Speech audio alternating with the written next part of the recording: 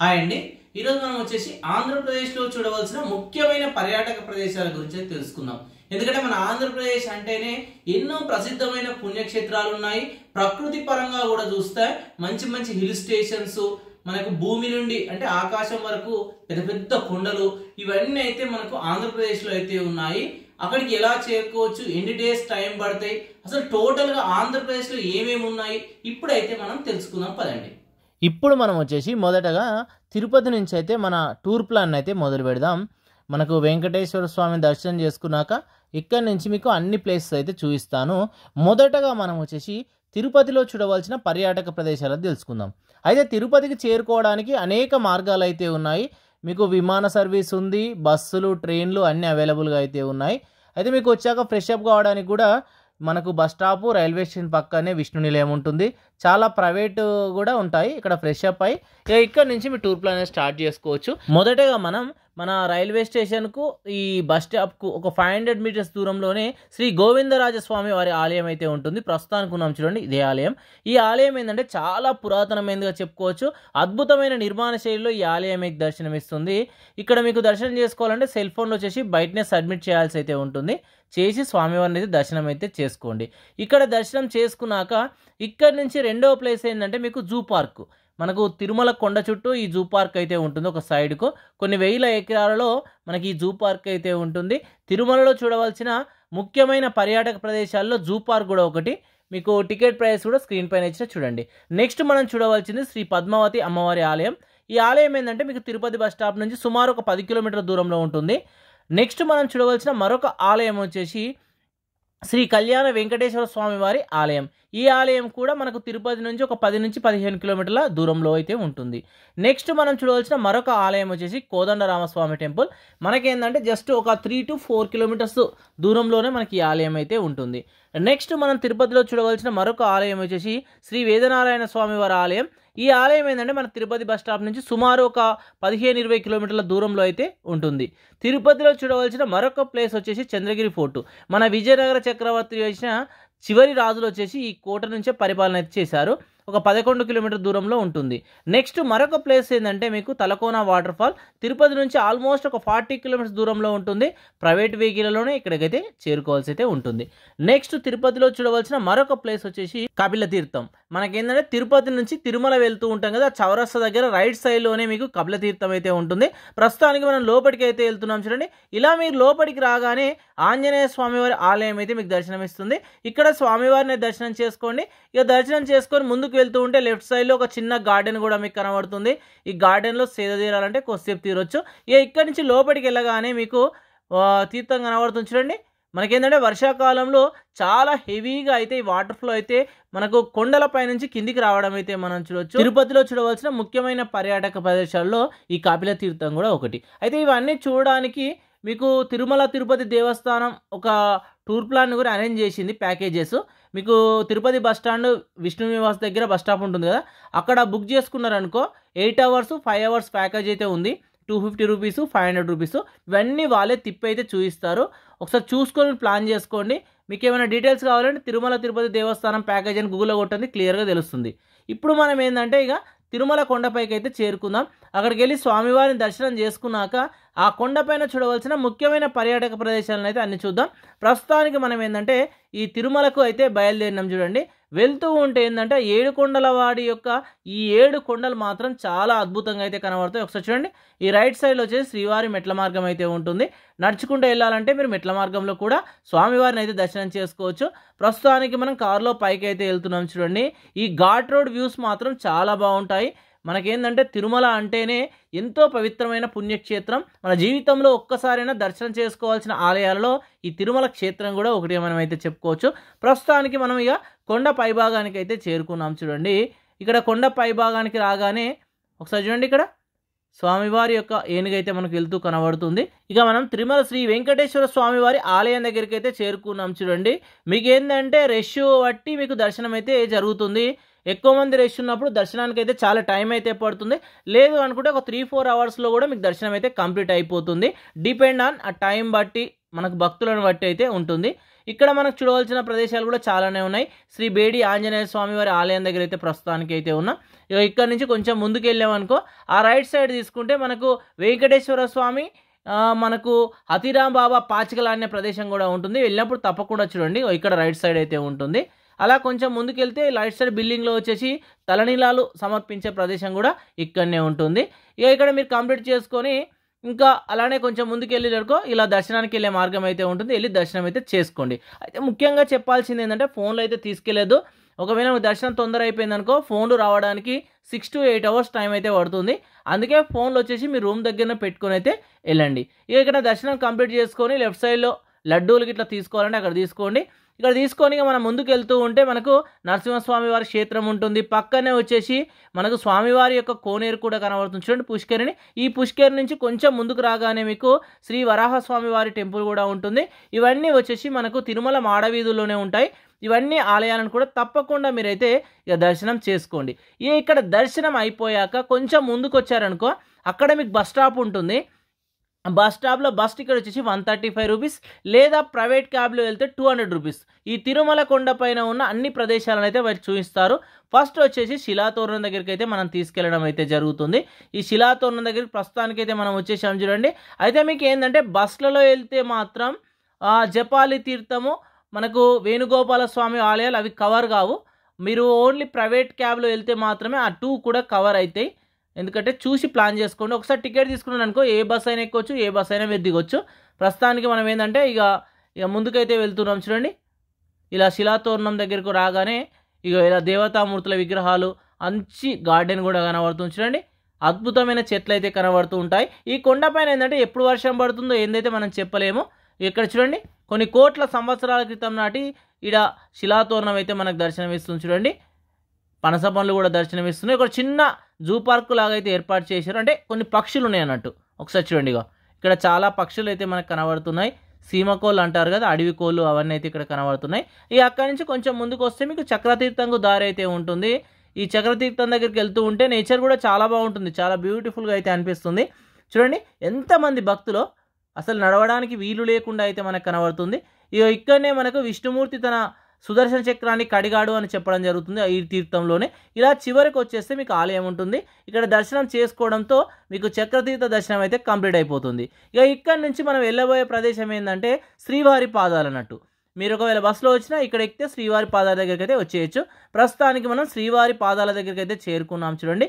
ఇక్కడ వచ్చేసి పెద్ద పెద్ద పైన్ వృక్షాలు అయితే మనకు దర్శనమిస్తాయి. ఫొటోస్ దిగడానికి చాలా బాగుంటుంది. ఇలా మనం కొంచెం ముందుకు రాగానే శ్రీవారి పాదాలు అయితే మనకు దర్శనమిస్తాయి. ఇక్కడ దీపారాధన చేసి మనం మెట్ల మార్గంలో స్వామివారి పాదాలను దర్శనం చేసుకోవడానికి అయితే మనం వెళ్ళవలసి అయితే ఉంటుంది. తిరుమలలో అత్యంత ఎత్తైన ప్రదేశంలో మనకు శ్రీవారి పాదాలు అయితే మనకు దర్శనమిస్తాయి. ఒకసారి చూడండి, ఇక్కడ స్వామివారి పాదాలు అయితే మీకు కనబడుతున్నాయి చూడండి. ఇక్కడ స్వామివారిని దర్శనం చేసుకున్నాక ఇక్కడి నుంచి రిటర్న్కి వస్తూ ఉంటే మాత్రం ఈ పైన వృక్షాలు చాలా బాగుంటాయి. ఫోటోలు కావాలనుకుంటే ఇక్కడ దిగండి. ఇక్కడ కంప్లీట్ చేసుకొని మళ్ళీ మనం వేరే రూట్లో వెళ్ళాల్సి అయితే వస్తుంది. ఇలా వెళ్తే మీకు ఫస్ట్ వేణుగోపాల స్వామి వారి ఆలయం ఉంటుంది, దర్శనం చేసుకోండి. ఇక్కడనే హతీరాం బాబా యొక్క జీవ సమాధి కూడా మీకు దర్శనమిస్తుంది. ఇక్కడ కంప్లీట్ చేసుకున్నాక అక్కడి నుంచి కొంత దూరం 1 కిలోమీటర్ 2 కిలోమీటర్ దూరంలో మీకు జపాలి తీర్థం అయితే ఉంటుంది. ఇప్పుడు నేను చెప్పినట్టు ఏంటంటే ప్రైవేట్ వెహికల్లో వస్తేనే జపాలి తీర్థం దగ్గరికి అయితే రాగలుగుతారు. ఆ బస్సెస్ వచ్చిందంటే ఈ జపాలి తీర్థం దగ్గర అయితే ఆగడం లేదు. చూసుకొని మీరు టూర్ ప్లాన్ అయితే చేసుకోండి. ప్రస్తుతానికి మనం ఈ జపాలి తీర్థం దగ్గరికి అయితే వెళ్తున్నాం చూడండి. వెళ్తూ ఉంటే మస్తు ఉంటుంది అన్నట్టు ఈ నేచరు. ఇదంతా అయితే ఆంజనేయ స్వామి ఇక్కడనే జన్మించాడు అని కూడా చెప్పడం అయితే జరుగుతుంది. బర్త్ ప్లేస్ వచ్చేసి ఈ ప్లేసే అని చెప్పడం అయితే జరుగుతుంది. కొందరు ఏంటంటే మనకు హంపీలో ఉన్న ఆ ప్రదేశంలో కూడా ఆంజనేయ స్వామి జన్మించాడు అని చెప్పడం జరుగుతుంది. ఒకసారి చూడండి ఎంత బాగుందో చూడండి. మనకేంటంటే అరణ్యవాస సమయంలో రామలక్ష్మణులు సీతాదేవి అయితే కొన్ని రోజులు అయితే ఇక్కడ నివసించారట. అందుకే రామతీర్థం అని కూడా పిలవడం జరుగుతుంది. పక్కన వచ్చేసి సీతాతీర్థం కూడా ఉంటుంది. అక్కడి నుంచి కొంత దూరం వచ్చారనుకో మీకు ఆకాశగంగ తీర్థం అయితే దర్శనమిస్తుంది. ఎందుకంటే ప్రతిరోజు శ్రీవారికి అభిషేకం చేస్తారు కదా, ఆ నీటిని వచ్చేసి ఇక్కడి నుంచే తీసుకెళ్ళడం అయితే జరుగుతుందట. ప్రస్తుతానికి ఆ ప్రాంతానికి అయితే మనం చేరుకున్నాం చూడండి. వెళ్తూ ఉంటే చూడండి మొత్తం ఏంటంటే ఇలా లోయలోకి అయితే ఉంటుంది. ఆ క్రింది భాగాన్ని చేరుకోవడాలంటే చాలా కష్టమే, మెట్ల మార్గంలో అయితే చేరుకోవాలి. ప్రస్తుతానికి మనం కింది భాగానికి వచ్చాం చూడండి. ఇక్కడ మనకు ఒక ఆలయం అయితే ఉంది. ఇక్కడ స్వామివారిని దర్శనం చేసుకొని ఇలా కొంచెం ముందుకు వచ్చిరనుకో ఈ తీర్థం అయితే మీకు దర్శనం ఇస్తుంది. ఇంతటితో మీకు ఈ తీర్థం అయితే కంప్లీట్ అయిపోతుంది. ఇక్కడి నుంచి జస్ట్ ఒక 2 కిలోమీటర్స్ 3 కిలోమీటర్స్ దూరంలోనే సేమ్ రూట్ అన్నట్టు, ఇక డెడ్ ఎండ్. అదే రూట్లో ఎండింగ్కి వచ్చేసారనుకో మీకు లాస్ట్ తీర్థమైన మీకు పాప వినాశనం అయితే మీకు దర్శనం ఇచ్చేస్తుంది. ప్రస్తుతానికి ఇక్కడ వెహికల్ పార్క్ చేసి మనం ముందుకైతే వెళ్ళిపోతున్నాం. చూడండి, చుట్టూ ఎక్కడ చూసినా మీకు తినుడుకు సంబంధించినవి షాపింగ్ మాల్స్ అవివే మీకైతే కనబడుతూ ఉంటాయి. ఇలా చూసుకుంటూ ఏమైనా కావాలంటే కొనుక్కొని ఇక మనం వెళ్తూ ఉంటే ఒక 500 మీటర్స్ 1 కిలోమీటర్స్ లోపలికి రాగానే ఇక బ్యూటిఫుల్ నేచర్ అయితే కనబడుతుంది. పక్కనే డ్యామ్ అయితే ఉంటుంది. ఇక్కడ పాప వినాశన తీర్థం అయితే ఉంటుంది. ఇక్కడ స్నానం ఆచరిస్తే ఏంటంటే ఎటువంటి రోగాలున్నా దోషాలున్నా అన్ని పాపాలు అయితే తొలగిపోతాయని భక్తుల యొక్క నమ్మకం. ఈ పై భాగాన్ని వచ్చేసి మనకు డ్యామ్ ఉంటుంది. ఈ డ్యామే తిరుమల మనకు దాహాన్ని అయితే తీరుస్తుందట. ఇక ఇక్కడి నుంచి రిటర్న్లో మనకి కిందికి వెళ్తూ ఉంటే ఆంజనేయ స్వామి టెంపుల్ అయితే ఉంటుంది. చాలా బాగుంటుంది. మెట్ల మార్గం కూడా వెళ్ళే వాళ్ళకైతే కంపల్సరీ కనబడుతుంది. ఇక నెక్స్ట్ ఏంటంటే మనం కాణిపాకం ఏంటంటే తిరుపతి బస్ స్టాప్ నుంచి ఎగ్జాక్ట్లీ ఒక 110 కిలోమీటర్ల దూరంలో ఉంటుంది. ప్రతి హాఫ్ అన్ అవర్కు ఒక బస్ అయితే అవైలబుల్గా ఉంది. 110 రూపీస్ టికెట్ అయితే ఉంటుంది. మనకు తిరుమల దగ్గర దర్శనం చేసుకోవాల్సిన ఆలయాల్లో ఈ కాణిపాకం ఒకటి. నెక్స్ట్ వచ్చేసి హార్స్లీ హిల్స్. ఈ హార్స్లీ హిల్స్ తిరుపతి నుంచి మన మదనపల్లి చేరుకొని మదనపల్లి నుంచి హార్స్లీ హిల్స్ అయితే చేరుకోవాల్సి అయితే ఉంటుంది. అయితే మీకు మదనపల్లికి బస్సెస్ ఉంటున్నాయి. బట్ హార్స్లీ హిల్స్కి వెళ్ళాలంటే మార్నింగ్ ఈవినింగే ఒక బస్ అయితే ఉంటుంది. మదనపల్లి నుంచి హార్స్లీ హిల్స్ ఒక 27 కిలోమీటర్స్ డిస్టెన్స్లో అయితే ఉంటుంది. ఇక్కడ నైట్ స్టే చేయాలంటే మాత్రం 1500 నుంచి 2000 వరకు అయితే వాళ్ళు ఛార్జ్ అయితే చేస్తుర్రు. 1 డేలో కూడా కవర్ చేసుకొని మళ్ళీ రిటర్న్ తిరుపతి అయితే రావచ్చు. నేచర్ బాగుంటుంది. ఒక పెద్ద కొండ పైన ఈ ప్రాంతం అయితే మీకు దర్శనమిస్తుంది. నెక్స్ట్ వచ్చేసి మనం చూడవలసిన ప్రదేశం శ్రీకాళహస్తి. మనకేంటంటే ఎటువంటి దోషాలున్నా తొలగిపోవాలంటే శ్రీకాళహస్తిలో దర్శనం చేసుకోవాల్సిందే. మనకు శ్రీకాళహస్తిలో ప్రస్తుతానికి రాజగోపురం దగ్గర అయితే ఉన్నాం. చూడండి, ఆ కొండ పైన వచ్చేసి మనకు శివపార్వతులు కూడా దర్శనం అయితే కనబడుతున్నారు. ఒకసారి అయితే చూడండి, మనకి ఇక్కడ ఫ్రెష్ అప్ కావడానికి రూమ్స్ అయితే అవైలబుల్గా ఉన్నాయి. జస్ట్ సపరేట్ రూమ్ కావాలంటే 50 రూపీస్, లేదంటే 20 రూపీస్లో అయితే మీరు ఫ్రెష్ అప్ అయితే కావచ్చు. అయితే ఇక్కడ పూజ చేసుకోవాలంటే 500 రూపీస్ అయితే ఛార్జ్ చేస్తారు. అందులోనే మీకు కొబ్బరికాయలు అన్నీ అయితే ఇస్తారు. బయట ఏంటంటే మీకు వెరైటీ తీసుకోండి, కొబ్బరికాయలు తీసుకోండి, బట్టలు తీసుకోండి అంటారు. ఏవి అవసరం లేదు. లోపలికి డైరెక్ట్ అయితే వెళ్ళిపోగానే టికెట్ తీసుకోండి, అన్నీ అందులోనే ఇచ్చేస్తారు. అక్కడ ఒక పెద్ద హాల్ ఉంటుంది. అందులో ఒక్కసారి అందరికైతే పూజలు చేయడం అయితే జరుగుతుంది. ప్రస్తుతానికి మనం గేట్ నెంబర్ 4 నుంచి స్వామివారి దర్శనానికి అయితే వెళ్తున్నాం. లోపల వచ్చేసి ఫోన్స్కు వాటికైతే అలో అయితే లేదు. ఇక్కడ మనకు వచ్చేసి పంచభూత క్షేత్రాలలో ఒకటైన వాయులింగం అయితే మనకి ఇక్కడ దర్శనమిస్తుంది. ఈ దర్శనం చేసుకోవడం వల్ల ఎంతో పుణ్యం అయితే మనకు లభిస్తుంది. అయితే ముఖ్యంగా ఇక్కడ వచ్చేసి శివుని ప్రియ భక్తుడైన భక్త కన్నప్ప తన 2 కళ్ళను తీసి స్వామివారికి ఇచ్చిన ప్రదేశం అయితే ఇక్కడనే ఉంటుంది. ఇక్కడ కొండ పైన మనకు ఆ పూర్వకాలంలో మనకు పూజలు చేస్తున్న టైంలో మనకు శివుడు అడగానే భక్తుడు వచ్చేసి తన 2 కళ్ళని తీసి స్వామివారికి అయితే ఇవ్వడం జరిగింది. ప్రస్తుతానికి మనం ఈ భక్త కన్నప్ప ఆలయం దగ్గరికే చేరుకుంటున్నాం. చూడండి, కొండ పైన అయితే ఉంటుంది. పక్కనే మీకు అది ఈ నది అయితే ప్రవహిస్తూ ఉంటుంది. ఎంతో చరిత్ర కలిగిన ఈ ఆలయాన్ని దర్శనం చేసుకుంటే మనకైతే ఎన్నో జన్మల పుణ్యం అయితే లభిస్తుందట. ప్రస్తుతానికి మనం భక్త కన్నప్ప ఆలయం దగ్గరికి అయితే చేరుకున్నాం. చూడండి, ఈ పైన చూస్తే వ్యూ మాత్రం చాలా బాగుంటుంది. వచ్చినప్పుడు తప్పకుండా ఈ కొండపైకి చేరుకొని ఇక్కడ ఉన్న ఆలయాన్ని కూడా మీరు దర్శనం అయితే చేసుకోండి. ఇక్కడ కిందికి దిగాక ఆ కొండ మధ్య భాగం నుంచి వెళ్ళొచ్చు, లేదా గేట్ నెంబర్ 4 నుంచి ముందుకు వెళ్ళారనుకో, ఇప్పుడు నేను చూపించిన కమాన్ నుంచి ముందుకు వచ్చారనుకో భరద్వాజ తీర్థం అయితే ఉంటుంది. మనకు శ్రీకాళహస్తిలో చూడవలసిన ముఖ్యమైన పర్యాటక ప్రదేశాలలో ఈ భరద్వాజ తీర్థం కూడా ఒకటి. ఇక్కడనే మనకు ఒక స్వామివారి ఆలయం కూడా ఉంటుంది రైట్ సైడ్లో కార్నర్లో. వచ్చినప్పుడు తప్పకుండా మీరు దర్శనం అయితే చేసుకోండి. ఒకసారి చూడండి, కొండల మధ్యలో ఈ తీర్థం అయితే మీకు దర్శనమిస్తుంది. పూర్వకాలంలో అద్భుతమైన టెక్నాలజీతో నిర్మించిన ఒక గొప్ప కోనేరే ఈ భరద్వాజ తీర్థం. ఇక ఇక్కడ కంప్లీట్ చేసుకొని బ్యాక్ సైడ్ నుంచి మళ్ళీ ఆలయం దగ్గరికి అయితే చేరుకోండి. నెక్స్ట్ మనం చూడవలసింది విజయవాడ, గుంటూరు, అమరావతి. ఈ మధ్యలో చూడవలసిన పర్యాటక ప్రదేశాలు బాగానే ఉన్నాయి. ఫస్ట్ విజయవాడలో వచ్చేసి ప్రకాశం బ్యారేజ్ అయితే తప్పకుండా చూడవలసిన ప్రదేశం, చాలా బాగుంటుంది. కృష్ణా నది పైన నిర్మించింది. నెక్స్ట్ వచ్చేసి మీకు కనకదుర్గ అమ్మవారి ఆలయం. మనకి ఎంతో శక్తివంతమైన ఆలయాలలో ఇక్కడ బెజవాడ కనకదుర్గ అమ్మవారి ఆలయం కూడా ఒకటి. తప్పకుండా ఈ ఆలయాన్ని అయితే దర్శనం చేసుకోవాల్సిందో జీవితంలో ఒక్కసారైనా. స్నానాలు వచ్చేసి ఇక్కడ కృష్ణానదిలో అయితే ఆచరిస్తారు. తర్వాత అమ్మవారిని అయితే దర్శనం చేసుకుంటారు. నెక్స్ట్ మనకి బెజవాడలో దర్శనం చేసుకోవాల్సిన మరొక ప్రదేశం వచ్చేసి ఉండవల్లి గుహలు. ఈ గుహలు ఏంటంటే సుమారు 2-3 శతాబ్దాల కాలం నాటిగా చెప్పడం అయితే జరుగుతుంది. మీకు ఎంట్రీ టికెట్ డీటెయిల్స్ అవన్నీ అయితే స్క్రీన్ పైన అయితే ఇచ్చాను. వచ్చినప్పుడు తప్పకుండా ఈ ప్రదేశాన్ని అయితే విజిట్ చేయండి. ఒక పెద్ద విష్ణుమూర్తి విగ్రహం అయితే ఉంటుంది. నెక్స్ట్ మనం ఈ విజయవాడలో చూడవలసింది భవానీ ఐస్లాండ్. ఇక్కడ ఏంటంటే మీకు బోట్లో వెళ్తే మధ్యలో ఒక కొండ ఉంటుంది, ఆ కొండ ప్రాంతానికి అయితే వాళ్ళు తీసుకెళ్తారు. బోట్ ఛార్జెస్ అవన్నీ అయితే క్లియర్గా ఇచ్చాను, ఇది చూడండి. ఆ మధ్యలోకి వెళ్ళాలి, చాలా బాగుంటుంది. మీకు విజయవాడలో ముఖ్యమైన ప్రదేశాలలో ఈ ప్రదేశం కూడా ఒకటి. నెక్స్ట్ మనం చూడవలసిన ప్రదేశం వచ్చేసి మనకు మంగళగిరి నరసింహస్వామి టెంపుల్. ఈ ఆలయ గోపురము అయితే చాలా బాగుంటుంది. ఎంతో శక్తివంతమైన ఆలయాలలో ఈ ఆలయం ఒకటి. తప్పకుండా విజయవాడ వచ్చినప్పుడు దర్శనం చేసుకోండి. నెక్స్ట్ మనం చూడవలసింది కడప. కడపలో చూడవలసిన ముఖ్యమైన పర్యాటక ప్రదేశాలు చాలానే ఉన్నాయి. అందులో మొదటగా వచ్చేసి నందలూరు స్వామినాథ స్వామి టెంపుల్. ఏ టెంపుల్ ఏంటంటే మీరు తిరుపతి నుంచి 2 అవర్స్ కడప వెళ్తూ ఉంటే మధ్యలో వచ్చేసి మీకు నందలూరు వస్తుంది. ఆ నందలూరు గ్రామంలోనే మీకు ఈ ఆలయం అయితే దర్శనమిస్తుంది. అత్యంత పురాతనమైన ఆలయాలలో ఈ నందలూరు స్వామినాథ స్వామి ఆలయం ఒకటి. ఎందుకంటే ఇక్కడ ఉన్న గోడ పైన వచ్చేసి రామచిలుక అయితే మీకు దర్శనమిస్తుంది. ఆ రామచిలుక ఏంటంటే కొన్ని మనకు తుఫాన్లు అవి వచ్చినప్పుడు ఇక్కడ కృష్ణానది వంగి ఆ రామచిలుక వరకు నీరు వస్తున్నారు, అప్పుడు వచ్చేసి కలియుగం అంతమైపోతుంది అని చెప్పడం అయితే జరుగుతుంది. చాలా చరిత్ర కలిగిన ఆలయం ఈ ఆలయం. తప్పకుండా దర్శనం అయితే చేసుకోండి. నెక్స్ట్ ఏంటంటే అక్కడి నుంచి 2 అవర్స్ కడప వస్తూ ఉంటే మీకు మధ్యలోనే శ్రీ కొంటిమిట్ట కోదండరామస్వామి ఆలయం అయితే ఉంటుంది. ఈ ఆలయానికి కూడా చాలా చరిత్ర అయితే ఉంటుంది. ముఖ్యంగా ఏంటంటే భక్తులు వచ్చేసి ఈ ఆలయాన్ని నిర్మించారు అని చెప్పడం జరుగుతుంది. పూర్వకాలంలో కొండపైన ఈ ఆలయాన్ని అయితే నిర్మించారట. మనం జీవితంలో తప్పకుండా చూడవలసుకున్న ఆలయాల్లో ఈ ఆలయం ఒకటి. మనకేంటంటే ఆంజనేయుడు లేని ఏకైక ఆలయం కూడా చెప్తారు. ఎందుకు ఆంజనేయుడు రాముని కలవక ముందే ఇక్కడ ఈ ఆలయాన్ని అయితే నిర్మించారట. శాసనాలు కూడా 2-3 శతాబ్దాల కాలం నాటి శాసనాలను అయితే ఇక్కడ మనం చూడొచ్చు. ఒకసారి చూడండి, ఈ ఆలయ నిర్మాణం ఎంత చక్కగా మీకు కనబడుతుందో. అద్భుతమైన నిర్మాణ శైలిలో ఈ ఆలయ గోపురం అయితే కనబడుతుంది. ఇక ఇక్కడ మీరు కంప్లీట్ చేసుకున్నాక ఇక్కడ నుంచి కడపకి అయితే వచ్చేసేయండి. కడపలో వచ్చేసి ముఖ్యమైన పర్యాటక ప్రదేశం వచ్చేసి దేవుని కడప.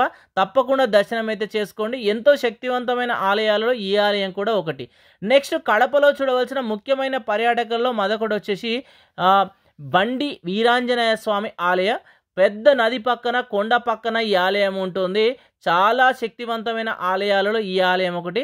తప్పకుండా కడప వచ్చినప్పుడు ఈ ఆలయాన్ని కూడా మీరు దర్శనం చేసుకోండి. నెక్స్ట్ కడపలో చూడవలసిన ముఖ్యమైన పర్యాటక ప్రదేశాల్లో మరొకటి వచ్చేసి గండికోట. ఇక్కడ వచ్చేసి మనకు అతి పురాతనమైన కాలం నాటి కోట అయితే మనకు దర్శనమిస్తుంది. పక్కనే వచ్చేసి 2 కొండల మధ్య నది ప్రవహిస్తూ ఉంటుంది. ఇక్కడ మనం క్యాంపెయినింగ్ చేయాలంటే చేయొచ్చు. ఇక్కడ హరిత రిసార్ట్ మాత్రమే అవైలబుల్గా అయితే ఉంది. చూసుకొని ప్లాన్ చేసుకొని నైట్ అయితే స్టే చేయొచ్చు. నెక్స్ట్ కడప నుండి జస్ట్ 10 కిలోమీటర్ల దూరంలో వచ్చేసి సిద్ధవటం కోట అయితే ఉంటుంది. ఈ కోటనైతే తప్పకుండా చూడాల్సిందే. మనకేంటంటే ముఖ్యంగా పూర్వకాలంలో అంటే 15వ శతాబ్దంలో శ్రీకృష్ణదేవరాయలు పరిపాలిస్తున్న టైంలో ఈ రాజ్యం వచ్చేసి శ్రీకృష్ణదేవరాయల హ్యాండ్ ఓవర్లోనే ఉండేదట. సామంతరాజు పరిపాలిస్తూ ఉండేవాడట. ఆ సామంతరాజు ఏంటంటే ఇక్కడ ఉన్న ఆడవాళ్ళను మాత్రం చిత్రహింసలు అయితే పెట్టేవాడట. అయితే ఒకసారి దేశాటన చేసుకుంటూ నాట్యాలు చేస్తారు కదా, ఆ కాలంలో అయితే ఎక్కువ ఉండేవాళ్ళట. మనకు రాజుల దగ్గర వాళ్ళ దగ్గర ఈ నాట్యాలు చేసే వాళ్ళు ఎక్కువ ఉండేరట. అలానే ఈ విజయనగర సామ్రాజ్యం మొత్తం వాళ్ళు నాట్యాలు చేసుకుంటూ ఒక్కొక్క రాజ్యానికి అయితే వచ్చేవాళ్ళట. ఒకసారి ఇక్కడికి వచ్చినప్పుడు ఏంటంటే ఇక్కడ ఆడవాళ్ళని ఎంత హింస పెడుతున్నారో తెలుసుకొని వాళ్ళు భయపడి ఇక్కడి నుంచి పారిపోయి ఒకసారి శ్రీకృష్ణదేవరాయల ముందు వాళ్ళ నాట్య రూపంలో అయితే తెలియజేస్తారట. అప్పుడు శ్రీకృష్ణదేవరాయలు తెలుసుకొని ఇంత హింస జరుగుతుందని ఇక్కడ ఉన్న ఆ సామంతరాజుని బంధించి హంతమొందించడం అయితే జరిగిందట. చాలా చరిత్ర కలిగిన కోటలలో ఈ కోట ఒకటి. తప్పకుండా వచ్చినప్పుడు ఈ సిద్ధవటం కోటను అయితే మీరు దర్శనం చేసుకోండి. పక్కనే వచ్చేసి పెద్ద పెన్నా నది కూడా ప్రవహిస్తూ మీకు కనబడుతుంది. నెక్స్ట్ మనకు కడపలో చూడవలసిన ముఖ్యమైన పర్యాటక ప్రదేశాలలో పుష్పగిరి టెంపుల్. మనకేందంటే పూర్వకాలంలో ఇంద్రుడి నుంచి జారిపడిన అమృతం వచ్చేసి ఇక్కడ పడ్డది అని చెప్పడం జరుగుతుంది. అందుకే ఈ ప్రాంతంలో ఒకప్పుడు ఆ నీటిని తాగిన వాళ్లకు మరణం లేకుండా ఎప్పుడు యవ్వనంగా ఉండేవాళ్ళు అని కూడా చెప్పడం అయితే జరుగుతుంది. అది ఎంతవరకు నిజం అనేది మనకు తెలియదు. కానీ ఎంతో శక్తివంతమైన ఆలయాలలో ఈ ఆలయం ఒకటి. అతి పురాతనమైన నిర్మాణ శైలిలో ఇక్కడ ఆలయం అయితే మీకు దర్శనమిస్తుంది. ఒకసారి చూడండి, ఇక్కడ గోడ పైన విష్ణుమూర్తి పడుకున్న దృశ్యం అయితే ఎంత చక్కగా కనబడుతుందో ఒకసారి అయితే చూడండి. ఇక ఇలా కొంచెం ముందుకు వచ్చేసారు అనుకో మీకు నది అయితే కనబడుతుంది. నది ఒడ్డున ఈ ఆలయాన్ని అయితే నిర్మించారు. మనకి కొండ చుట్టూ ప్రత్యేకమైన టైంలో వచ్చేసి గిరి ప్రదక్షిణ కూడా చేయడం అయితే జరుగుతుంది. చాలా చిన్న చిన్న ఆలయాలు కూడా మీకు దర్శనమిస్తున్నాయి. చూడండి, మనకు కడప నుండి 11-12 కిలోమీటర్ దూరంలో ఉంటుంది. బట్ ఏంటంటే లోపలికి ఉంటుంది. ఏదైనా ప్రైవేట్ వెహికల్లోనే ఇక్కడికి రావాల్సి అయితే ఉంటుంది. ఒకసారి చూడండి, ఇక్కడ నది కూడా ఎంత పెద్దగా ఉందో. కృష్ణానది వచ్చేసి పెన్నా నది వచ్చేసి ఇక్కడ నుంచి అయితే ప్రవహిస్తుంది. నెక్స్ట్ మనం చూడవలసింది వచ్చేసి కడపలో బ్రహ్మంగారి మఠం. మనకు బ్రహ్మంగారు వచ్చేసి జీవ సమాధి అయిన ప్రదేశమే ఈ బ్రహ్మంగారి మఠం. ఒకసారి అయితే ప్రస్తుతానికి ఈ ప్రాంతానికి అయితే మనం చేరుకున్నాం. మొదట్లో వచ్చేసి బ్రహ్మంగారి స్టాచ్యూ ఉంటుంది, అక్కడ దర్శనం చేసుకున్నాక ఇక అక్కడి నుంచి కొంచెం ముందుకు వచ్చేదనుకో ఇక బ్రహ్మంగారి మఠం అయితే మీకు దర్శనం ఇస్తుంది. ఒకసారి చూడండి, మెయిన్ ఎంట్రన్స్ ఇదే. ఇలా లెఫ్ట్ సైడ్ నుంచి మనం దూరం వెళ్ళామనుకో బ్రహ్మంగారు నివసించిన ఇల్లు అయితే కనబడుతుంది. యాక్చువల్గా ఏంటంటే ఇక్కడ మనకు చూడవలసిన ప్రదేశాలు ఆల్మోస్ట్ ఒక 10 to 12 అయితే ఉన్నాయి. మీకైతే కొన్ని అయితే ఇప్పుడు చూపిస్తున్నాను. ఇగో లెఫ్ట్ సైడ్లోనే బ్రహ్మంగారు జీవ సమాధి అయిన ప్రదేశం అయితే ఉంటుంది. ఇక ప్రధానమైన ఎంట్రన్స్ రాజగోపురం వచ్చేసి ఇది. ఇక ఇక్కడ నుంచి స్ట్రేట్ ఒక 50-100 మీటర్స్ ఇలా ముందుకు వెళ్ళామనుకో అక్కడ మీకు బ్రహ్మంగారి హౌస్ అయితే కనబడుతుంది. ప్రస్తుతానికి ఏంటంటే శిథిలమైపోయిన రూపంలో ఉంటుంది, లోపలికి అయితే ఎవరిని అలో చేస్తలేరు. బ్రహ్మంగారు ఒక్క రోజులో చెవ్విన బావి కూడా ఉంటుంది. ఇక్కడనే వచ్చినప్పుడు తప్పకుండా చూడండి. వీటితో పాటు ఈ బ్రహ్మంగారి మఠంలో చూడవలసినవి మొత్తం స్క్రీన్ పైన ఇస్తున్నాను చూడండి. ఇవన్నీ చూడడానికి మీకు ఒక 1 డే సరిపోతుంది. నైట్ స్టే చేయాలన్నా అన్నీ అయితే ఇక్కడ అవైలబుల్గా ఉన్నాయి. ఫుల్ వీడియో వచ్చేసి మన ఛానల్లో ఉంది, ఒకసారి అయితే చూడండి అవసరం అనుకుంటే వెళ్ళినప్పుడు. ఇక్కడ కంప్లీట్ చేశాక నెక్స్ట్ మనం చూడవలసింది అనంతపురం. కడప నుంచి పక్కనే ఉంటుంది కదా మనకు. ఈ అనంతపురంలో చూడవలసిన ముఖ్యమైన ప్రదేశం వచ్చేసి లేపాక్షి టెంపుల్. చాలా శక్తివంతమైన ఆలయం, ఓల్డెస్ట్ టెంపుల్ కూడా ఇదే. ఇక్కడ ఏంటంటే మనకు ఒక స్తంభం అయితే వేలాడుతూ కనబడుతుంది. ఆ కింద మనం ఏదైనా బట్ట ఇటు అంటే మొత్తం బయటకు వచ్చేస్తుంది. అంటే ఆ కాలం నాటి అద్భుతమైన టెక్నాలజీని అయితే ఇక్కడ స్వయంగా మనమైతే చూడొచ్చు. ఈ అనంతపురంలో ఇక్కడ స్టే చేయాలంటే మాత్రం హరిత రిసార్ట్ ఒకటి ఉంది అనుకుంటా. ఇక్కడ నుంచి ఒక 20 కిలోమీటర్స్ దూరంలో సిటీ ఉంటుంది, అక్కడ మీరు స్టే చేస్తే బెటర్ అని అయితే నా ఉద్దేశం. ఇక ఇక్కడ కంప్లీట్ చేసుకున్నాక మనకు అనంతపురంలో తాడిపత్రిలో చూడవలసిన మరొక ప్రదేశం వచ్చేసి బుగ్గ రామలింగేశ్వర స్వామి టెంపుల్. అతి పురాతనమైన ఆలయాలలో ఈ ఆలయం ఒకటి. చాలా వరకు ధ్వంసమైనప్పటికీ ఇప్పటికీ ఈ ఆలయ నిర్మాణం మాత్రం చాలా బాగుంటుంది. తప్పకుండా ఈ ప్రాంతాన్ని కూడా మీరు విజిట్ చేయండి.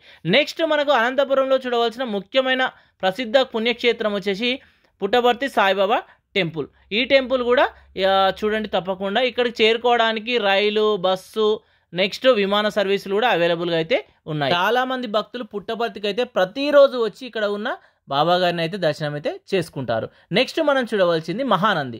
మహానంది ఆంధ్రప్రదేశ్లోనే ఒక గొప్ప పుణ్యక్షేత్రాలలో ఈ మహానంది కూడా ఒకటి. ఇక్కడ మొత్తం మనకి ఏంటంటే నవనందులు అయితే మనకు దర్శనమిస్తాయి. మనకు ముఖ్యమైనది మాత్రం ఈ మహానందీశ్వర ఆలయంగా మనం అయితే చెప్పుకోవచ్చు. ఈ ఆలయానికి అయితే ఎంతో ప్రత్యేకమైన ఆలయంగా చెప్పుకోవచ్చు. ఎందుకంటే ముఖ్యంగా ఇక్కడ మనకు ఆ శివలింగం వచ్చేసి కొంచెం ఇట్లా అతికినట్టు లోపటికి ఉంటుంది. పూర్వకాలంలో ఏంటంటే ఒక ఆవు వచ్చేసి ఆ శివలింగం మీద అడిగేసినప్పుడు అలా అయిందని అయితే చెప్తారు. ఈ ఆలయ చరిత్ర ఫుల్గా కావాలంటే మన ఛానల్లో ఉంది చూడండి. మీకు ఆలయం లోపలికి రాగానే ఒక సైడ్ వచ్చేసి పార్వతీదేవి, మరొక సైడ్ వచ్చేసి శివుడు అయితే మీకు దర్శనమిస్తారు. మొత్తం వచ్చేసి 3 నీటి గుండాలు అయితే కనబడతాయి. ఒకసారి చూడండి, లెఫ్ట్ సైడ్ ఒక నీటి గుండం, రైట్ సైడ్ ఒక నీటి గుండం అయితే ఉంటుంది. 365 రోజులు ఇక్కడ నీటి ప్రవాహం వెళ్తూనే ఉంటుంది. ఇక్కడ మాత్రం నీరు చాలా స్వచ్ఛంగా అయితే ఉంటుంది. ఎంతోమంది పరిశోధన అయితే చేశారు, కానీ ఈ స్వచ్ఛతకారమైన ఎందుకు అన్నది మాత్రం ఎవరైతే కనుక్కోలేదు. ఈ నీటి ప్రవాహం మొత్తం గర్భగుడిలో ఉన్న శివలింగం కింద నుంచే వస్తూ ఉంటాయి. 5 దారాలుగా వచ్చేసి ఈ కోనేరులో అయితే చేరుతాయి. ఈ కోనేరు నుంచి ముందు ఉన్న ఆ 2 కోనేరులో చేరి అక్కడి నుంచి బయటికి అయితే వెళ్తాయి. కాలాలతో సంబంధం లేకుండా ఈ స్వచ్ఛమైన నీరు మాత్రం ప్రవహిస్తూనే ఉంటుంది. మీకు మహానందిలో ఉండడానికి కూడా వసతి గృహాలు చాలా అయితే అవైలబుల్గా అయితే ఉన్నాయి. ఈ మహానందిలో చూడవలసిన ముఖ్యమైన ప్రదేశం మనొకటి బిగ్ నంది. ఈ పెద్ద నందీశ్వర ఆలయం ఉంటుంది. ఈ నందిని అయితే తప్పకుండా దర్శనం చేసుకోండి.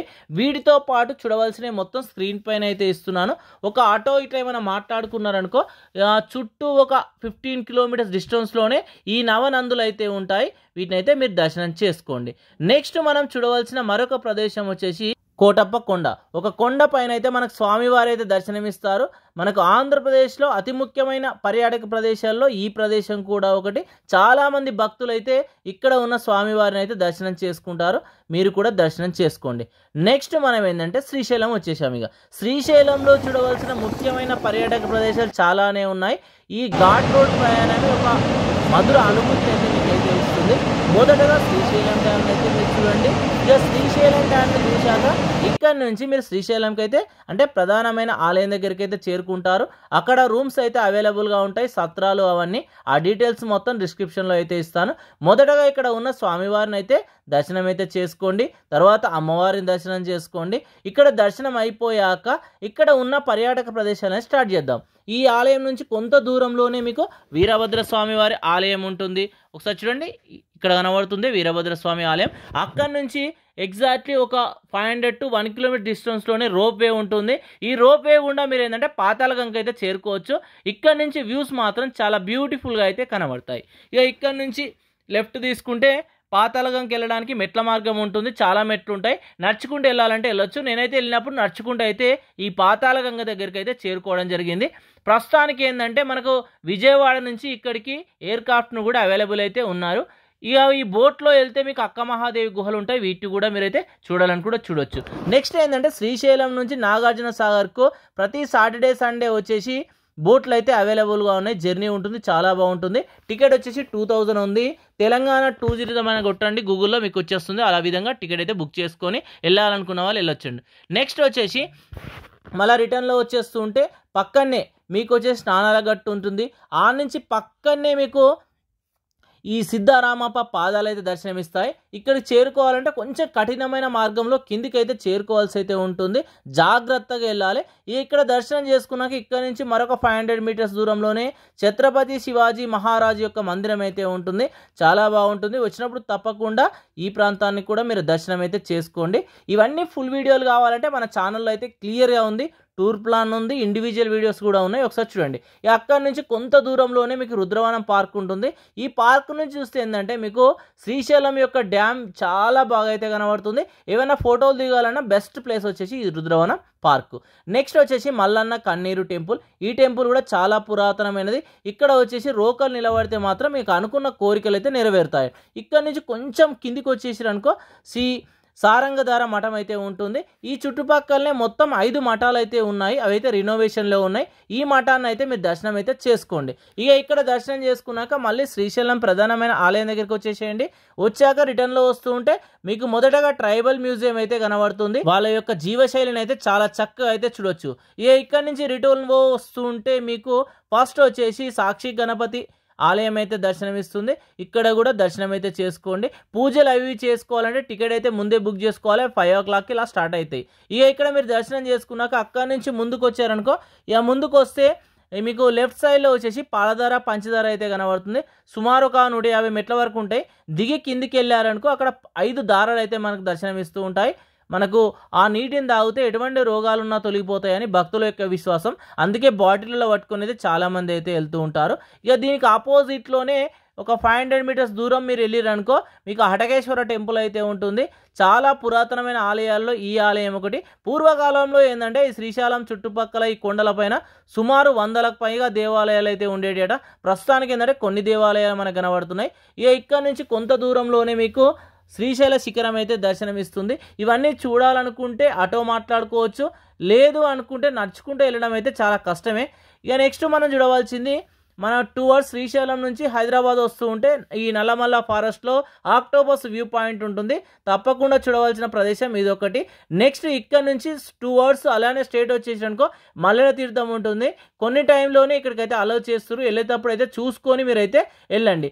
నెక్స్ట్ ఏంటంటే టువర్డ్స్ హైదరాబాద్ వస్తూ ఉంటేనే మనకు ఫారెస్ట్ కంప్లీట్ కాగానే లెఫ్ట్ సైడ్లో ఓమేశ్వర టెంపుల్ ఉంటుంది.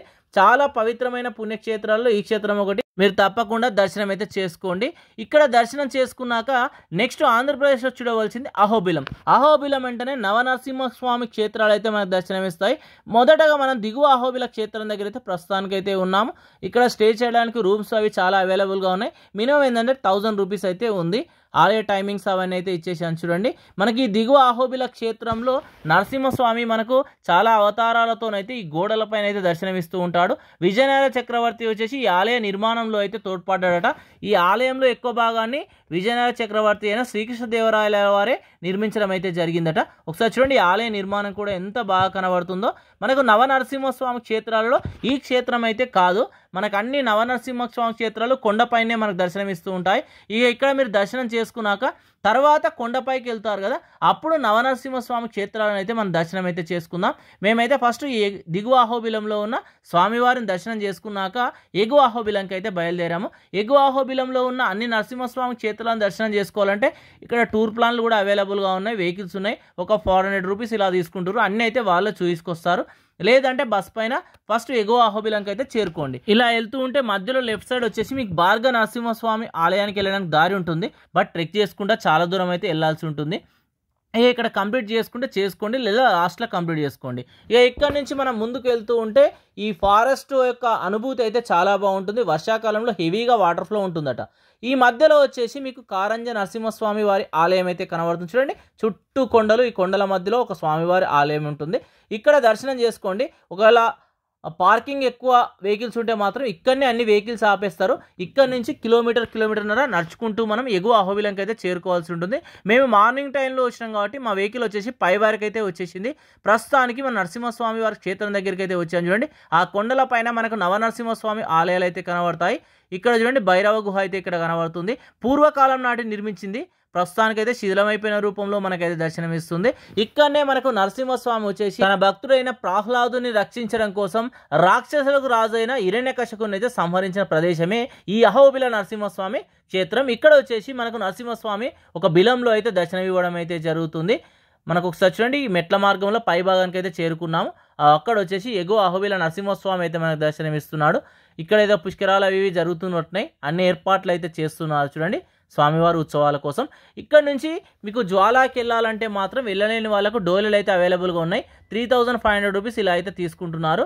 ప్రస్తుతానికి మనం నరసింహస్వామి క్షేత్రం దగ్గరికి అయితే వెళ్తున్నాం. చూడండి, ఇక్కడ నరసింహస్వామి వచ్చేసి ఆ రాక్షసుని సంహరించిన తర్వాత ఆ ఉగ్ర రూపంలో ఉన్న స్వామివారు ఈ కొండ పైన ఉన్న 9 ప్రదేశాలలో అయితే తిరిగాడట. ఆ 9 ప్రదేశాలలో 9 ఆలయాలను అయితే నిర్మించారు. వాటినే మనకు నవనరసింహస్వామి క్షేత్రాన్ని పిలవడం అయితే జరుగుతుంది. ఇక్కడ వెళ్తూ ఉంటే దారిలో వచ్చేసి ఇలా నీటి ప్రవాహాలు, ఈ వాటర్ ఫాల్స్ అయితే చాలా కనబడుతూ ఉంటాయి. వాటినంతా ఈ నేచర్ని ఆహ్వాదిస్తూ మనం పై భాగానికి అయితే చేరుకోవచ్చు. ప్రస్తుతానికి మనం ఈ ఎగువ అహోబిల క్షేత్రం లోపలికి అయితే ప్రస్తుతానికి వచ్చాము. చూడండి, అతి పురాతనమైన నిర్మాణ శైలి అయితే ఇక్కడ మనకు కనబడుతుంది. ఇక్కడ స్వామివారిని దర్శనం చేసుకున్నాక పైకి జ్వాలా నరసింహస్వామి క్షేత్రానికి వెళ్తూ ఉంటే దారిలోనే మీకు పావన నరసింహస్వామి క్షేత్రానికి వెళ్ళడానికి దారి ఉంటుంది. బట్ ఏంటంటే నడుచుకుంటూ వెళ్ళాలంటే చాలా కష్టం. మొత్తం అడవిలో వెళ్ళాల్సి ఉంటుంది. సుమారు 5-6 కిలోమీటర్లు నడవాలి. ఇక్కడికి వెళ్ళాలంటే బెస్ట్ ఆప్షన్ వచ్చేసి కింది నుంచి వెహికల్స్ వెళ్తాయి. మన ఓన్ వెహికల్ వెళ్ళడం కష్టం, వాళ్ళ వెహికల్ వెళ్తాయి. ఒక 400-500 రూపీస్ తీసుకుంటారు వాళ్ళు. అలా వెళ్ళాలనుకుంటే మాత్రం అలా వెళ్ళండి, నడుచుకుంటూ అయితే వెళ్ళకండి, చాలా కష్టం. ఇక్కడ మనం జ్వాలా నరసింహస్వామికి వెళ్తున్నాం. ఇక వెళ్తూ ఉంటే వచ్చేసి ఇక మధ్యలో ఇలా నీటి ప్రవాహాలు మాత్రం చాలా అయితే కనబడతాయి. మనకు వర్షాకాలంలో ఈ ప్రాంతం నుంచి వెళ్ళడం కూడా చాలా కష్టమట. ప్రస్తుతానికి మనం లోపలికి వెళ్తూ ఉంటే ఇక మధ్యలో వచ్చేసి పూర్వకాలంలో సేద తీరడానికి భక్తుల కోసం ఇక ఈ విధంగా అయితే నిర్మించారట. ఇక మధ్యలో వచ్చేసి ఇలా నీటి ప్రవాహం ఎక్కువ ఉంటుంది కదా, ఆ తట్టుకొని మనం వెళ్ళాలి కాబట్టి బ్రిడ్జెస్ని అయితే నిర్మించారు. ఇలా మనం చూసుకుంటూ ఇక కొంచెం ముందుకు రాగానే ఇక ఇలా నీటి ప్రవాహం వెళ్ళే ప్రాంతం కనబడుతుంది. చూడండి, కొంచెం ముందుకు వచ్చేసిరనుకో మీకు ఈ మధ్యలో వచ్చేసి వరాహ నరసింహస్వామి క్షేత్రం అయితే కనబడుతుంది. నవనరసింహస్వామి క్షేత్రాలలో ఈ క్షేత్రం కూడా ఒకటి. లోపల వచ్చేసి ఫోటోగ్రఫీ అయితే అలో లేదు. ఇక్కడ స్వామివారిని మీరు దర్శనం చేసుకున్నాక ఇక మనం తిరుగు ప్రయాణం అయిపోతున్నాం అన్నట్టు. అంటే ముందటికి జ్వాలా నరసింహస్వామి క్షేత్రానికి మనకి ఎగువ అహోబిలం తర్వాత ఈ క్షేత్రం నుంచి మధ్యలో పావన నరసింహస్వామి, ఇక అక్కడి నుంచి మనం జ్వాలాకి వెళ్ళాల్సి అయితే ఉంటుంది. వెళ్తూ ఉంటే దారి చూడండి ఎంత కఠినంగా మీకు కనబడుతుందో. అయితే ముఖ్యంగా ఏంటంటే ఈ ఎగువ అహోబిలం నుంచి జ్వాలకు ఆల్మోస్ట్ ఒక 3 to 4 కిలోమీటర్స్ ఈ దట్టమైన కొండల్లో ఈ రాళ్ళ మధ్యలో ఈ నీటి ప్రవాహాలను దాటుకుంటూ మనమైతే వెళ్ళాల్సి ఉంటుంది. నేనైతే నడుచుకుంటూ వెళ్తున్నాను. చూడండి, డోలేలు కూడా మీకు చెప్పినట్టు అవైలబుల్గా అయితే ఉన్నాయి. గైడ్స్ కావాలన్నా ఇక్కడ అవైలబుల్గా అయితే ఉన్నారు. ఎటువంటి జంతువులు అవి అయితే ఇక్కడైతే ఏం కనవలేదు. చూడండి, నీరు ఎంత స్వచ్ఛంగా కనబడుతున్నాయో. ఇగో చాలామంది భక్తులు మనకు ముందుకు వెళ్తూ మీకు కనబడుతున్నారు. చూడండి ఇక్కడ చూడండి ఒకసారి ఎంత డేంజర్గా ఉంది. చూడండి, ఇవన్నీ దాటుకుంటూ మనమైతే ఇక ముందటికైతే వెళ్ళాల్సి ఉంటుంది. ఇక లాస్ట్కి అయితే వచ్చేసాం. అయితే లాస్ట్కి వచ్చినాక మీకు ఒక పెద్ద ఘట్టమే ఉంటుంది. 300 మెట్లు నిటారుగా ఉంటాయి. ఈ 300 మెట్ల నిటారుగా ఎక్కుకుంటూ పైకి వెళ్తే అప్పుడు మనకు జ్వాలా నరసింహస్వామి క్షేత్రం అయితే వచ్చేస్తుంది. ప్రస్తుతానికి అన్నీ దాటుకొని మనం స్వామివారి ఆలయం దగ్గరికి వచ్చాం. ఇక్కడికి రాగానే మీకు మంచిగా వాటర్ అయితే ఉంటాయి. మంచిగా వాటర్ అయితే తాగండి. మధ్యలో మీకు వాటర్ ఎక్కడ కనబడే స్వచ్ఛమైన నీరు అన్నట్టు. ఈ నీరు తాగితే ఎటువంటి రోగాలున్నా అన్నీ తొలగిపోతాయని భక్తుల యొక్క నమ్మకం. ఈ కొండ నుంచి చూడండి, ఆ కొండ వ్యూ ఎంత సూపర్గా కనబడుతుంది. చూడండి, నా నేచర్ మొత్తం ఆహ్వాదించుకుంటూ ఇక ఇలానే కొంచెం ముందుకు వచ్చిరనుకో రక్తగుండం అయితే మీకు కనబడుతుంది. అంటే నరసింహస్వామి ఆ రాక్షసుని సంహరించిన తర్వాత తన చేతులను వచ్చేసి ఇక్కడనే శుభ్రం అయితే చేసుకోవడం జరిగిందట. అందుకే ఈ ప్రాంతాన్ని వచ్చేసి రక్తగుండంగా పిలవడం అయితే జరుగుతుంది. ఆ లోబడి వరకు మననైతే అలో చేస్తలేరు. ఇక అక్కడి నుంచి కొంచెం ముందుకు రాగానే మనకు జ్వాలా నరసింహస్వామి అయితే దర్శనమిస్తాడు ఒక బిలం లోపట. ఇక్కడ దీపారాధన చేసి మనం వచ్చేసి ఇక్కడ స్వామివారిని దర్శనం చేసుకున్నారనుకో సంతాన భాగ్యం అయితే కలుగుతుందట, మీకు సుఖశాంతులతో ఉంటారని ఇక్కడ పంతులు గారు అయితే చెప్పడం జరిగింది. ఇక్కడితో జ్వాలా నరసింహస్వామి క్షేత్రం అయితే కంప్లీట్ అయిపోయింది. ఇక ఇక్కడ కంప్లీట్ చేసుకున్నాక మనం ఏంటంటే ఇక రిటర్న్లో వచ్చేసేయాలి. రిటర్న్లో వస్తూ ఉంటే కొంచెం ఈ వాటర్ ఫాల్ దాటినామనుకో, ఇక్కడ వాటర్ ఫాల్ ఉందా, లెఫ్ట్ సైడ్లో వచ్చేసి ఆ కొండపైకి చేరుకుంటే మీకు ఉగ్రస్తంభం ఉంటుంది. ఆ ప్రాంతానికి వెళ్ళడానికి దారి అయితే ఉంటుంది. ఒక 3 to 4 hours అయితే పడుతుంది. వెళ్ళాలనుకున్న వాళ్ళు ఉగ్రస్తంభం దగ్గరికి అయితే వెళ్ళండి. ఇక్కడ కంప్లీట్ చేసుకొని రిటర్న్లో వస్తే మనం వచ్చిన దారి కాకుండా మరొక దారి ఉంటుంది. ఆ దారి గుండా మనం ముందుకు వెళ్ళామనుకో మధ్యలో వచ్చేసి మరొక 2 ప్రదేశాలు అయితే ఉంటాయి. వాటిని దర్శనం చేసుకుంటూ మనం ముందుకైతే వెళ్ళాల్సి ఉంటుంది. ఎందుకంటే వర్షాకాలంలో వచ్చేసి ఇప్పుడు మనం వచ్చినాం కదా, ఆ దారిలో నుండి ఇక్కడ రావడానికి వీలుండదు. ఎండాకాలం ఆ టైంలో మాత్రమే వీలుంటుంది. బాగా వర్షాలు కొట్టినప్పుడు ఆ దారి నుంచి మనం వెళ్ళలేము, ఇక పైనుంచి రావచ్చు. ఇక అలా కొంచెం దూరం రాగానే మీకు పాహ్లాదబడి గుడి ఉంటుంది, దర్శనం చేసుకోండి. ఇక అక్కడి నుంచి ఇంకా కొంచెం ముందుకు వచ్చిరనుకో మీకు మాలోల నరసింహస్వామి టెంపుల్ కూడా మీకైతే దర్శనమిస్తుంది. ఇక్కడితో ఈ జ్వాలా నరసింహస్వామి ఈ ఏరియాలో ఉన్నాయని కంప్లీట్ అయిపోతే మళ్ళీ దిగువ అహోబిలంకి వచ్చేసేయండి. అక్కడి నుంచి ఏదైనా వెహికల్ మాట్లాడుకుంటే రిమైనింగ్ అన్ని మీరు కంప్లీట్ చేసుకోవచ్చు. 2 days టైం పడుతుంది. నెక్స్ట్ మనం ఆంధ్రప్రదేశ్లో చూడవలసిన ముఖ్యమైన పర్యాటక ప్రదేశం వచ్చేసి విశాఖపట్నం. మనకు విశాఖపట్నంలో చూడవలసిన చాలా ఉన్నాయి, టెంపుల్స్ ఉన్నాయి, వాటితో పాటు బీచ్లు కూడా ఉన్నాయి. మీకు విశాఖపట్నం చేరుకోవడానికి అనేకమైన మార్గాలు అయితే ఉన్నాయి. రైలు ఉంది, బస్సు ఉంది, ఫ్లైట్ ఉంది, ఏ విధంగా చేరుకోండి. మొదటగా మనం చూసేది ఏంటంటే ఇప్పుడు సబ్మెరీన్ మ్యూజియం. మనకు సబ్మెరీన్ మ్యూజియం సముద్రంలో ఎలా ఉంటుందో సబ్మెరీన్ తెలియదు కాబట్టి మ్యూజియం చూస్తే మీకు అయితే అన్నీ అర్థమైపోతాయి. నెక్స్ట్ ఇక్కడ నుంచి జస్ట్ 500 meters దూరంలోనే మీకు సీ ఎయిర్క్రాఫ్ట్ మ్యూజియం ఉంటుంది. తప్పకుండా చూడండి, ఎందుకంటే ఎయిర్క్రాఫ్ట్ ఎలా ఉంటాయి అవన్నీ అయితే మీకు దాంట్లో ఉంటాయి. టికెట్ ప్రైస్ అవన్నీ డీటెయిల్స్ ఇచ్చాను. నెక్స్ట్ మనం అదే రూట్లో వచ్చేసామనుకో కొంచెం దూరంలోనే ఫిష్ అక్వేరియం ఉంటుంది. అన్నీ నడుచుకుంటూ చూడొచ్చు. ఇవన్నీ ఫిష్ అక్వేరియం కూడా చాలా బాగుంటుంది. డిఫరెంట్ టైప్స్ ఆఫ్ ఫిషెస్ ఉంటాయి. వచ్చినప్పుడు తప్పకుండా ఈ ప్రాంతాన్ని కూడా మీరు విజిట్ చేయండి.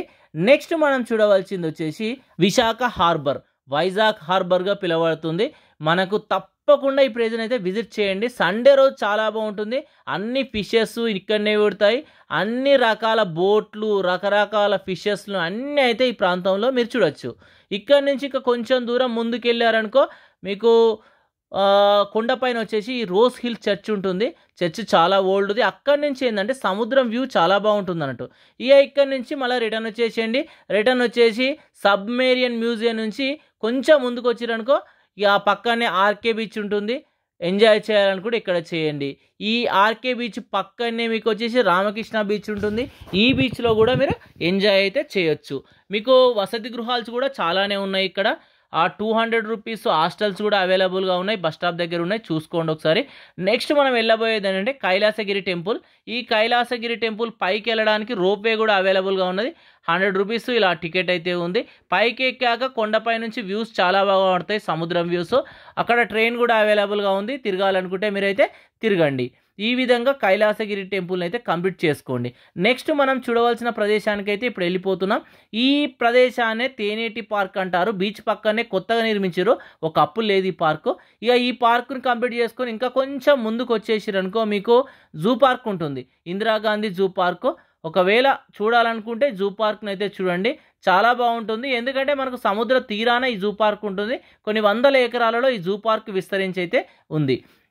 ఇక జూ పార్క్ను చూశాక ఇక అక్కడి నుంచి స్ట్రేట్గా కొంచెం దూరం వచ్చేసిరనుకో మీకు ఒకసారి చూడండి ఈ ఏరియా మొత్తం ఎలా కనబడుతుందో. ఏంటంటే ఈ ఏరియాలో మనకు చూడవలసింది మరొక బీచ్, రిషికొండ బీచ్ అన్నట్టు. ఇంతవరకు కూడా బస్సెస్ అయితే వస్తాయి, ఆర్టీసీ బస్సెస్. లేదు అంటే ఆటోస్ కూడా అవైలబుల్గా ఉంటాయి. చూసి అయితే మీరు వచ్చేసేయండి. ఎంజాయ్ చేయాలంటే బెస్ట్ వచ్చేసి రిషికొండ బీచే. ఇక్కడ నుంచి ముందుకెళ్తే ఇంకా ఉన్నాయి. బట్ ఏంటంటే మీరు ఓన్ వెహికల్లో వస్తేనే వెళ్ళొచ్చు, లేదా సపరేట్గా ఆటో మాట్లాడుకొని ఆ ప్రాంతానికి వెళ్ళాల్సి ఉంటుంది. ఒకసారి వచ్చినప్పుడు చూసి టూర్ ప్లాన్ అయితే మీరు చేసుకోండి.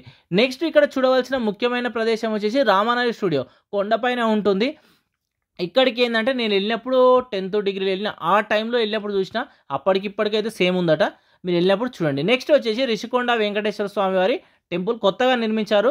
టెంపుల్ మాత్రం చాలా బాగుంటుంది, కొండపైన ఉంటుంది. వెళ్ళినప్పుడు తప్పకుండా ఈ స్వామి వారిని కూడా మీరు దర్శనం అయితే చేసుకోండి. నెక్స్ట్ మనం వైజాగ్లో చూడవలసింది సింహాచల క్షేత్రం. బస్ స్టాప్కి వచ్చేసారనుకో, బస్ స్టాప్ నుంచి నెంబర్ ఆఫ్ బస్సెస్ అయితే ఈ సింహాచలంకి అవైలబుల్గా ఉంటాయి. జస్ట్ ఒక 30 రూపీస్ ఇలా టికెటే ఉంటుంది. చాలా బస్సెస్ అయితే అవైలబుల్గా ఉంటాయి. ఆ విధంగా అయితే చేరుకోండి. స్వామివారిని కూడా దర్శనం చేసుకోండి. కొండపైనే ఉంటాడు. చాలా విశాలంగా ఈ ప్రదేశం అయితే ఉంటుంది. ఇక్కడికి వచ్చి స్వామివారిని దర్శనం చేసుకోండి. ఇంతటితో మీకు ఈ విశాఖపట్నంలో చూడవలసిన ముఖ్యమైన పర్యాటక ప్రదేశాలు అయితే కంప్లీట్ అయిపోతాయి. ఇక్కడ నుంచి మనం ఏంటంటే అరకు వెళ్దాం. అరకు వైజాగ్ నుంచి వెళ్ళడానికి 2 మార్గాలు ఉన్నాయి. ఒకటి బస్సు, ఒకటి ట్రైన్. వచ్చేసి మీకు ఏ విధంగా అంటే ఆ విధంగా అయితే చేరుకోండి. బస్సెస్కి ఆల్మోస్ట్ ఒక 100 రూపీస్ ఇలా ఉంది.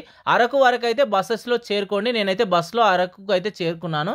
ట్రైన్లో వెళ్ళేటప్పుడు వెళ్ళొచ్చు, వస్తేప్పుడు బస్కి రావచ్చు, మీ ఇష్టం. ఈ అరకు చేరుకున్నాక ఒకసారి మ్యాప్ అయితే చూడండి, ఎక్కడ ఏమున్నాయో మ్యాప్ అయితే క్లియర్గా అయితే ఇచ్చాను.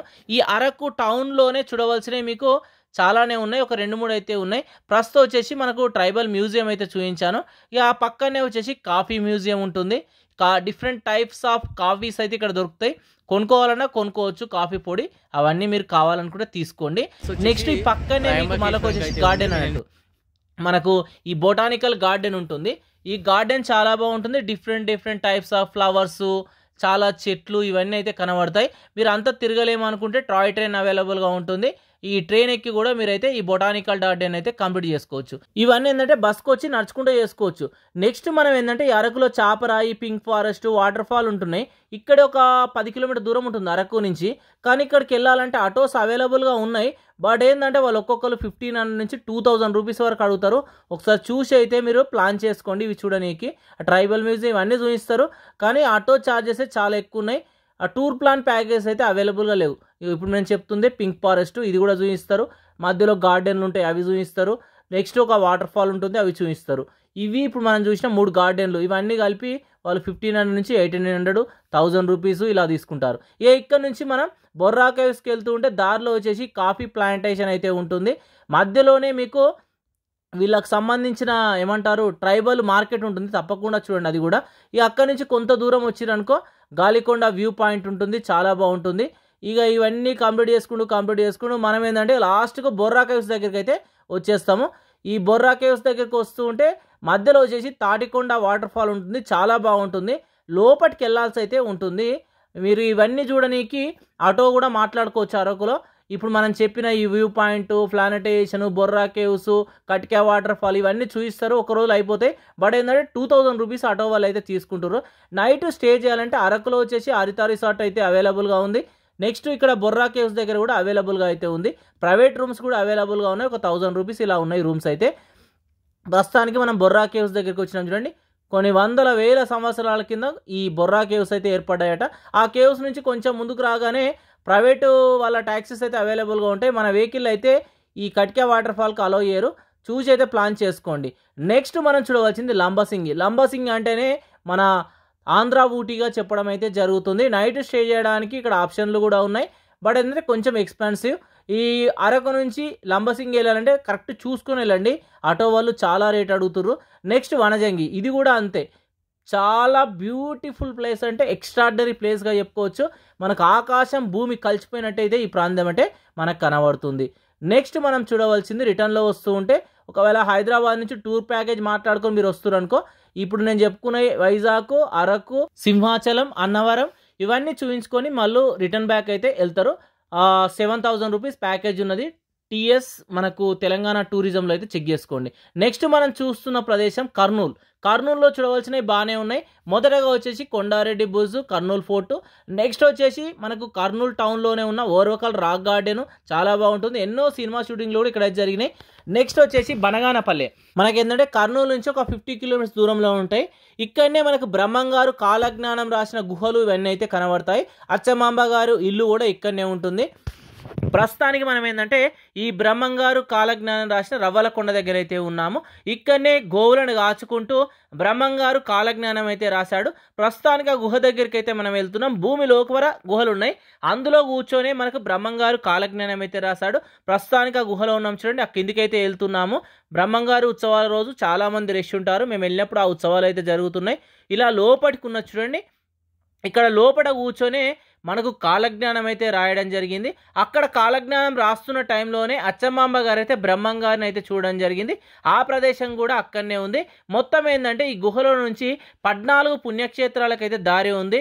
యాగంటి, మహానంది, శ్రీశైలము ఇలా మొత్తం 14 క్షేత్రాలకు దారి అయితే మనకు కనబడుతుంది.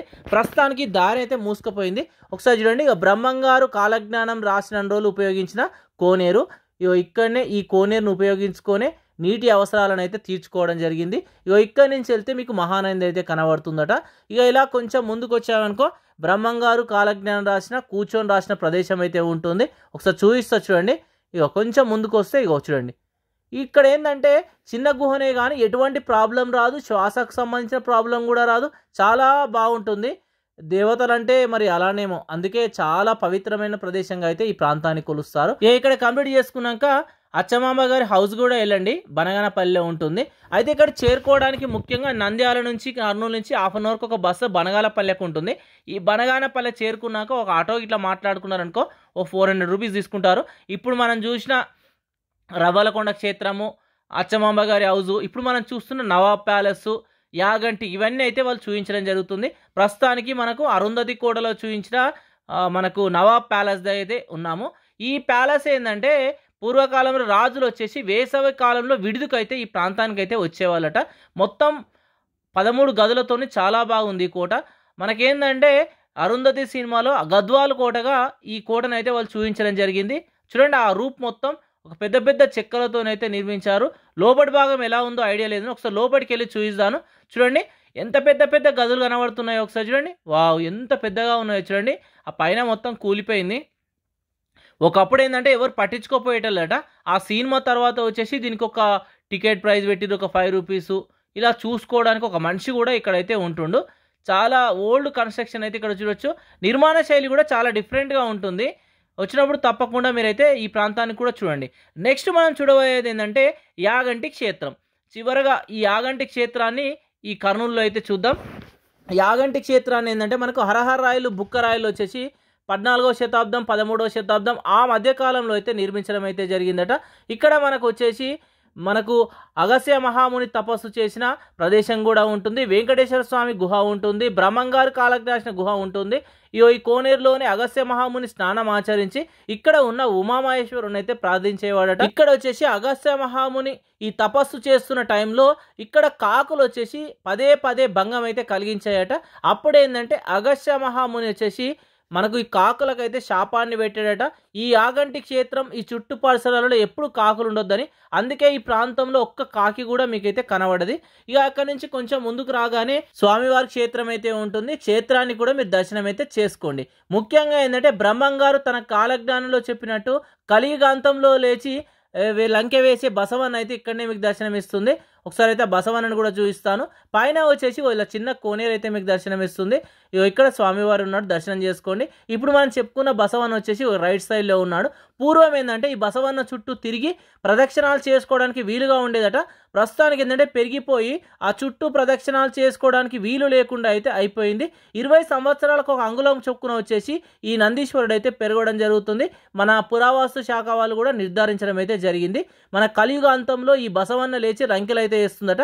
అప్పుడు వచ్చేసి కలియుగం అంతం అయిపోతుంది అని బ్రహ్మంగారు తన కాలజ్ఞానంలో రాయడం అయితే జరిగింది. ఇక ఇక్కడ కంప్లీట్ చేశాక ఇక్కడ నుంచి బయటకు వచ్చేసేయండి. లెఫ్ట్ సైడ్ లో ఈ బ్రిడ్జ్ కనబడుతుంది. ఈ బ్రిడ్జ్ నుంచి కొంచెం ముందుకు వచ్చిరనుకో ఈ లెఫ్ట్ సైడ్కి వెళ్తే మనం వెళ్ళిన చిన్న కోనేరు దగ్గరికి వచ్చేచ్చు. ఇక్కడ మెట్లు ఉన్నాయా, ఈ మెట్ల పై నుంచి పైకి వెళ్ళినాం అనుకో మనకు అగస్త్య మహాముని తపస్సు చేసిన గుహ అయితే కనబడుతుంది. ఇక్కడనే నిత్యం అయితే శివునికి అయితే పూజలు చేసేవాడట అగస్త్య మహాముని. ఒకసారి చూడండి, ఇక్కడ కూర్చొని పూజలు చేసేవాడు. శివలింగం కూడా మనకు దర్శనం ఇస్తుంది చూడండి. ఇక్కడ వచ్చేసి భక్తులు దీపారాధన అయితే చేస్తున్నారు చూడండి. ఇక్కడ దర్శనం చేసుకుని కంప్లీట్ చేసుకున్నాక కొంచెం ముందుకు వచ్చిరనుకో శ్రీ వెంకటేశ్వర స్వామి వారి యొక్క గుహ అయితే కనబడుతుంది. నిటారుగా మెట్లుంటాయి. ఈ మెట్ల మార్గంలో పైకి చేరుకుంటే గుహలో వచ్చేసి మనకు వెంకటేశ్వర స్వామి వారు అయితే మనకు దర్శనం ఇస్తారు. ప్రస్తుతానికి పై భాగానికి అయితే చేరుకున్నాం చూడండి. ఇక్కడ స్వామివారిని దర్శనం చేసుకున్నాక మళ్ళీ మెట్ల మార్గంలో కిందికి వచ్చేసి ఈ లెఫ్ట్ సైడ్లో స్ట్రేట్ వెళ్ళామనుకో ఇలా మెట్ల మార్గం మళ్ళీ ఉంటుంది కొండపైకి.